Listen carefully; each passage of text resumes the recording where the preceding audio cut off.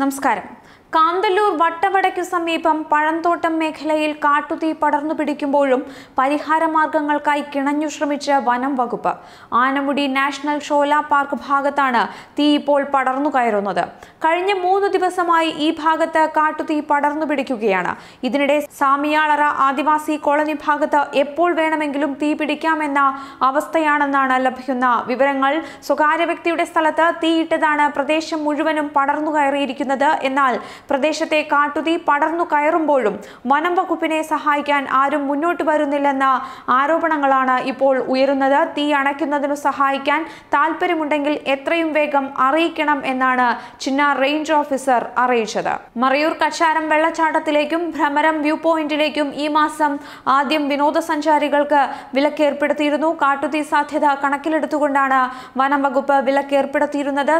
സഞ്ചാരികൾ എത്താതായതോടെ വിനോദസഞ്ചാര മേഖലയെ ആശ്രയിച്ചിരുന്ന ആദിവാസികളുടെ ഉപജീവന മാർഗമാണിപ്പോൾ ഇല്ലാതായിരിക്കുന്നത്. ഇതോടെ വിനോദസഞ്ചാരികൾക്ക് വനവിഭവങ്ങളും മറ്റും വിൽപ്പന നടത്തി ഉപജീവന മാർഗം കണ്ടെത്തിയിരുന്ന ആദിവാസികൾ പ്രതിസന്ധിയിലാണെന്നാണ് റിപ്പോർട്ടുകൾ. മറയൂർ, മൂന്നാർ, കാന്തല്ലൂർ പഞ്ചായത്തുകളിലെ മലനിരകളിലും ഈ മാസം കാട്ടുതീ പടർന്നതായുള്ള റിപ്പോർട്ടുകളാണ് പുറത്തു വന്നിരുന്നത്. മറയൂർ പഞ്ചായത്തിൽ കർപ്പൂരക്കുടിയിൽ പടർന്ന കാട്ടുതീ നിയന്ത്രണ വിധേയമാക്കുവാൻ അധികൃതർ ഏറെ പണിപ്പെട്ട സംഭവവും ഉണ്ടായിരിക്കുന്നു. കർപ്പൂരക്കുടി ഗോത്രവർഗ കോളനിയിൽ 100-ലധികം ഏക്കറുകളിലെ കാപ്പി, കുരുമുളക് അടക്കമുള്ള കൃഷി പൂർണ്ണമായും കത്തിനശിച്ച അവസ്ഥയാണ്.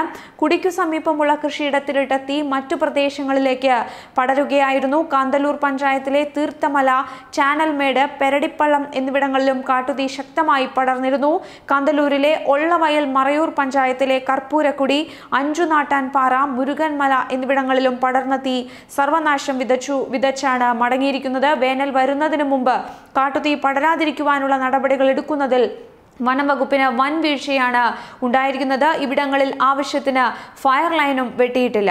കാട്ടുതീ പടരുന്നതുമായി ബന്ധപ്പെട്ട വിവരങ്ങൾ ഇപ്പോൾ പറയുന്ന നമ്പറുകളിലേക്കാണ് അറിയിക്കേണ്ടത്. ഷമീർ MK 85 47 60 32 58 എന്ന നമ്പറും റേഞ്ച് ഓഫീസർ ചിന്നാർ പ്രഭു PM നമ്പർ 85 47 60 32 20 എന്നതുമാണ്. തീ അണയ്ക്കുന്നതിനു സഹായിക്കാൻ താല്പര്യമുള്ളവർക്ക് ഈ ഹെൽപ്പ് ലൈൻ നമ്പറുകളിൽ ബന്ധപ്പെടാവുന്നതാണ്. ഷോലയിലെ റേഞ്ച് ഓഫീസർ ഷമീർ MK നമ്പറാണ് 85 47 60 32 58. അതേപോലെ തന്നെ ചിന്നാർ റേഞ്ച് ഓഫീസർ പ്രഭു PM നമ്പർ 85 47 60 32 20 എന്നതാണ്. ഈ 2 നമ്പറുകളിൽ താല്പര്യമുള്ളവർക്ക് വിളിച്ചറിയിക്കാം എന്നാണ് റേഞ്ച് ഓഫീസർ അറിയിച്ചിരിക്കുന്നത്.